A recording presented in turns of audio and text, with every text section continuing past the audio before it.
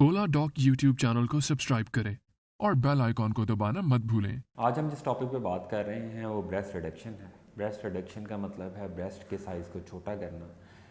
ये एक surgical procedure है।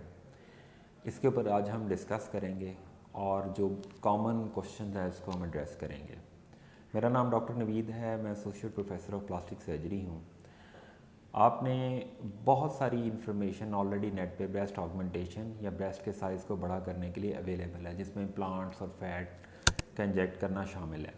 ये वो टॉपिक है जो हमने आज चूज़ किया है जिसकी इन्फॉर्मेशन बहुत ज़्यादा अवेलेबल नहीं होती और ख़वातीन को इस बारे में मालूम नहीं है कि ये क्या एडवांटेजेस उनको दे सकता है। अमूमी तौर पे अगर एक प्लास्टिक सर्जन इस पर बात कर रहा है तो ये समझ लिया जाएगा कि शायद ये कोई ऐसा ही प्रोसीजर है जिसका ताल्लुक़ खूबसूरती से है। नो डाउट कि इसका ताल्लुक़ खूबसूरती के साथ ज़रूर है, जिस्म को खूबसूरत बनाने से ज़रूर है, लेकिन इसके अलावा भी इसका ताल्लुक़ और बहुत सारे मामलात के साथ है।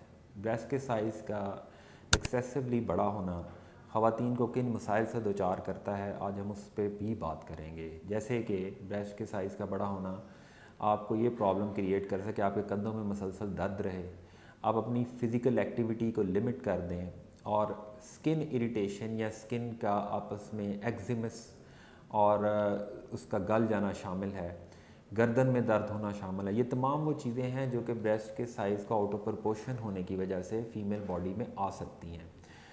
ये भी उन्हीं टॉपिक में से एक टॉपिक है जिसके ऊपर हमारे यहाँ बात बहुत ज़्यादा नहीं की जाती।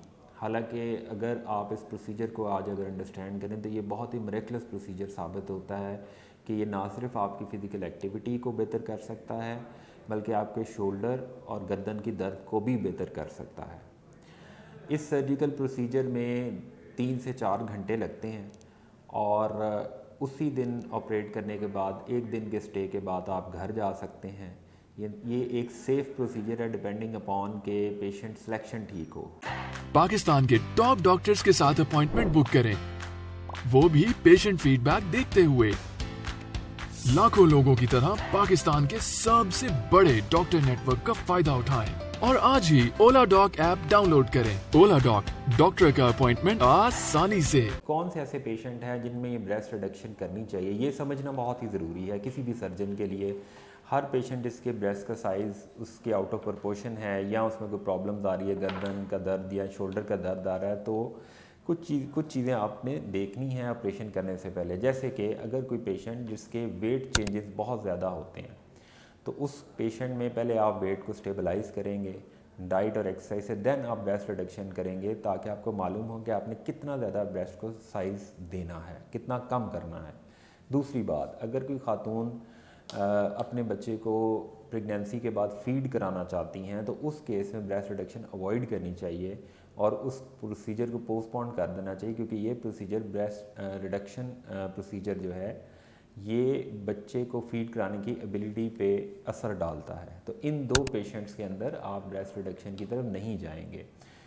हाँ, इसके अलावा जो पेशेंट्स हैं उनको यकीनन ये प्रोसीजर जो है वो बहुत ज़्यादा एडवांटेज दे सकता है। जैसा कि मैंने पहले अर्ज़ किया कि आपके गर्दन में दर्द, गर्दन के मोरों में दर्द, स्ट्रैप्स पेन, ब्रॉस स्ट्रैप्स पेन, वो इसी साइज़ ऑफ ब्रेस्ट के साथ अगर लिंक्ड हैं तो इसको हम सर्जिकली बेहतर कर सकते हैं। एक अहम बात जो कि अक्सर औकात सर्जरी प्लान करते वक्त इग्नोर हो जाती है और की जाती है और इसका डाटा मौजूद है कि अगर कोई पेशेंट प्रेगनेंसी की तरफ बढ़ रही है या प्रेग्नेंट है, उस केस में आप ब्रेस्ट रिडक्शन नहीं करेंगे, क्योंकि ब्रेस्ट साइज़ प्रेगनेंसी में वेरिएबल होता है, चेंज हो जाता है। तो आप असेस नहीं कर पाते कि इस पेशेंट में हम ब्रेस्ट के साइज ऑप्टिमल ब्रेस्ट साइज़ क्या देना चाहिए पेशेंट को।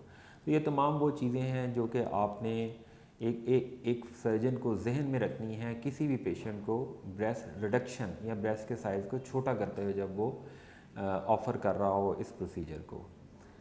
एंड ये भी चूँकि ओला डॉक के प्लेटफॉर्म से ही मैं बात कर रहा हूँ, तो I am again very thankful to Ola doc people कि वो ऐसे टॉपिक्स को सामने लेकर आ रहे हैं जिसके ऊपर पेशेंट के प्रॉब्लम्स जेन्युइनली एग्जिस्ट करते हैं, लेकिन पेशेंट शर्म से और ओपनली उसको पे बात कर नहीं पाता और बहुत सारी इन्फॉर्मेशन जो नेट पे या मीडिया पे अवेलेबल है वो हमारी ज़ुबान में मौजूद नहीं है और इसी तरह पेशेंट जो है वो इस प्रॉब्लम से सारी ज़िंदगी गुजारता रहता है। And I am very thankful to this team को इस तरह के टॉपिक जो कि जेन्युइनली एक कंसर्न्स हैं लेकिन कोई एड्रेस नहीं कर रहा, but they have taken the bold step and we are here to help you out. And if you want my consultation, please contact the Ola Doc team so we can schedule an appointment.